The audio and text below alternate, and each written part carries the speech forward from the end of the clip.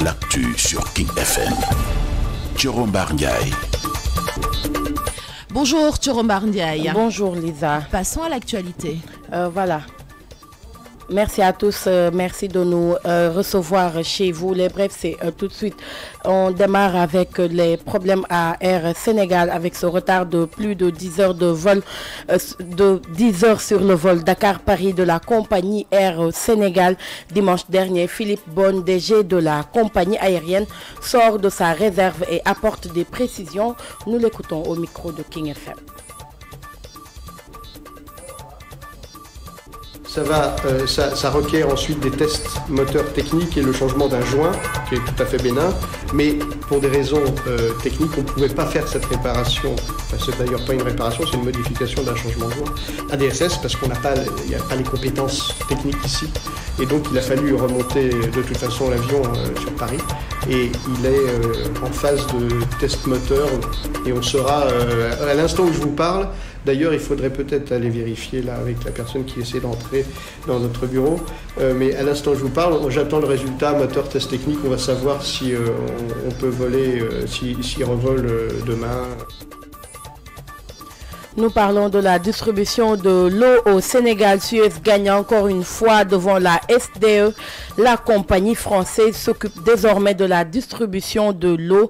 Selon Libération qui donne l'information, l'attribution provisoire à Suez vient d'être validée par l'organe de contrôle. La direction centrale des marchés publics aurait validé le choix porté par le comité d'évaluation des offres.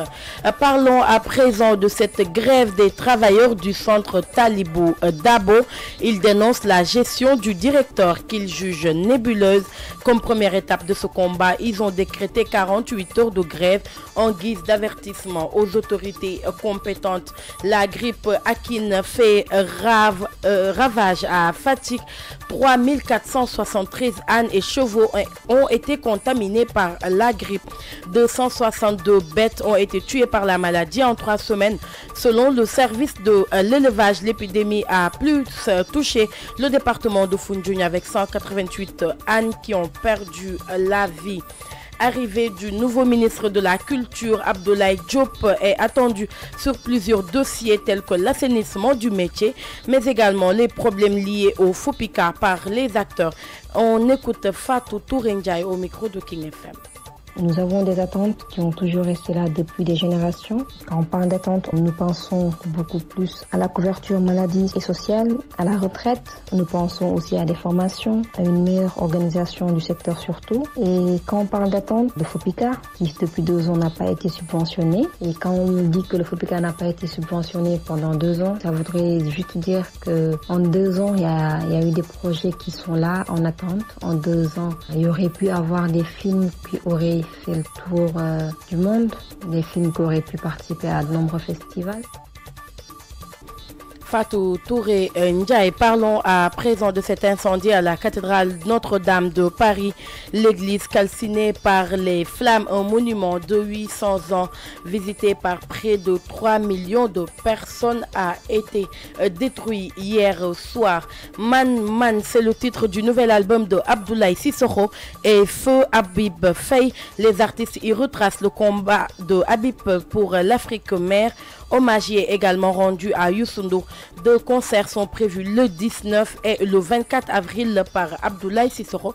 Un petit extrait de cet album.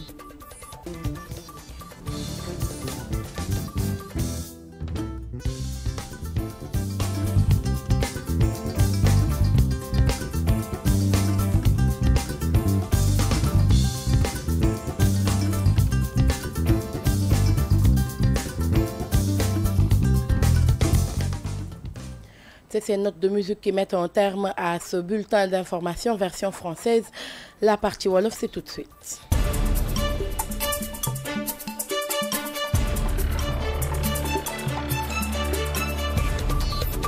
Yéen a ngi déglu King FM ci 99.4.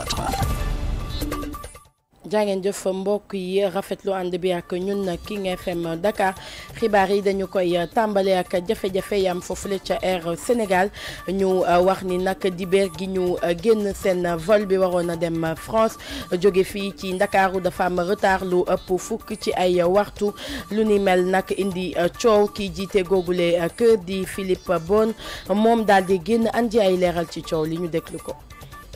Pour être encore plus précis, ça requiert. mbir mi nekkul ab panne bu graaw dafa fekk ni avion bu beesee dafay faral di am ay jafe-jafe yu ndaw li tax nag week-end bi passé voyageurs yi tardé mooy dañoo gis ne dafa am xet gu huile bu nekkoon ci biir avion bi rawatina ci cockpit bi moo taxoon ñu teewoon roplaan bi bañ mu naaw waaye nag fi mu toll nii roplaan bi yóbbu nañ ko fële ca France ndax ñu xoolaat mbir yi ndax mbir bi mbiru juin rek la woon du woon sax panne bu graaw fi mu ne nii techniciens yi ñu ngi koy defar ndax fii dañu amoon ay jafe-jafe pour am technicien bu nga xam ne mën na cee taxaw ñu ngi xaar nag résultat yi tey fii ak guddi bu xam ndax suba avion bi dina mën a naawaat am déet. On peut voler si revole demain.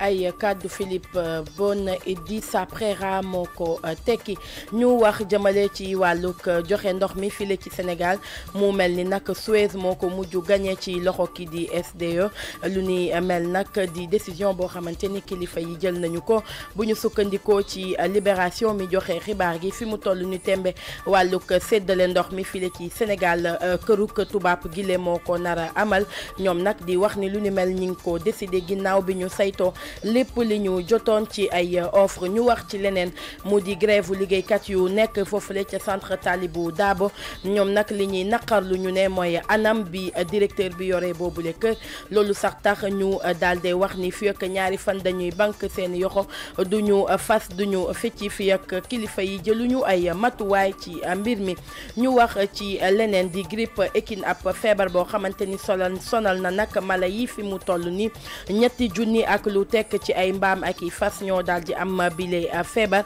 mu mel ni nag lu tollook 240 ak ñaar ci yooyu le mala ñàkk nañ seen bakkan ci lu tollook 3 ci ay bés bu ñu sukkandikoo nag ci service gi yor wàllu élevage li nga xamante ne moom moo di feebar bi ñi mu gën a yeb rek moo di waa Foundiougne ndax foofu le 247 ci ay mbaam ñoo fa jot ñàkk seen bakkan ñu wax ci leneen di wàllu aada ak cosaan ak kilifa gu yees gi fa nekk moom Abdoulaye Diop ñi nga xamante ni nag ñooy yëngu ci boobule wàll di ko xaar ci anam yu bari bokk na ci lu jëm ci assainir seenuk milieu naka noonu wax ci wàllug FOPICA di koppar yi nga xamante ni moom lañ leen di baaxee ngir ñu mën a amal liggéey bi ci ni mu waree Fatou Touré Ndiaye réalisatrice la moom moo ci wax ak waa King FM.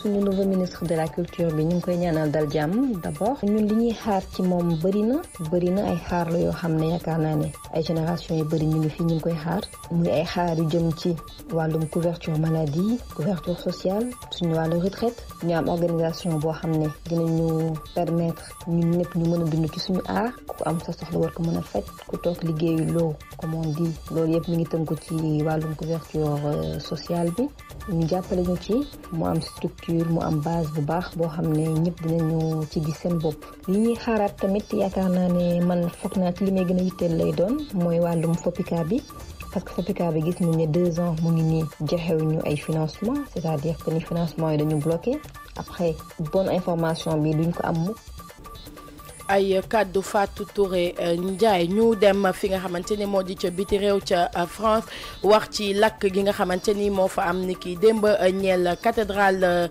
Notre-Dame bu Paris mu mel ni nag lu ëpp rek ca boobule bërëb lakk gi daal dina ko yàq ñu fàttali ni nag cathédrale am na lu tolloog juróom-ñetti téeméer ci ay at te fi ñu toll ni tembe fukki millions yu tekk ñett ci ay doomu aadama daanaka dinañ ko daal di dem yëri at mu jot ñu ànd ci ak li nga xamante ne moom la ñu ci Nafijee Diop na faral.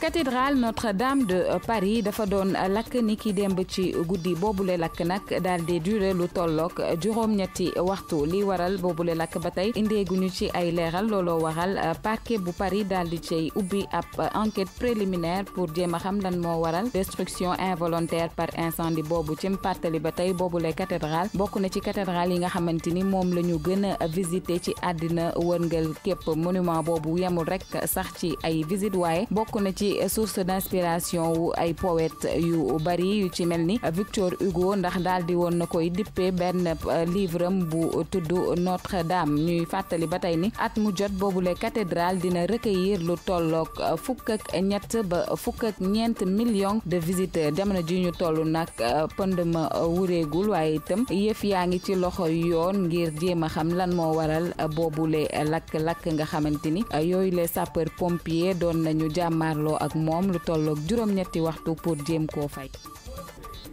ñu jeexale ko ak wàllug musique ak album bu bees bu Abdoulaye Cissokho bu mu ànd ak dem si yàlla Habib Faye album bi ñu ngi ko dippee man ñoom nag liñ ci jublu woon rek mooy fësalaat taxawaayu Afrique waaye naka noonu daal di ci jaare ngir sargal kii di Youssou Ndour ngir nag lu jëm ci wàllu promo bi moom Abdoulaye Cissokho dina amal ñaari concert file ci Sénégal lu jëm ci le 19 avril ak 24 avril lay doon di weer wi ñu nekk ab extrait rek ci album ma boobule.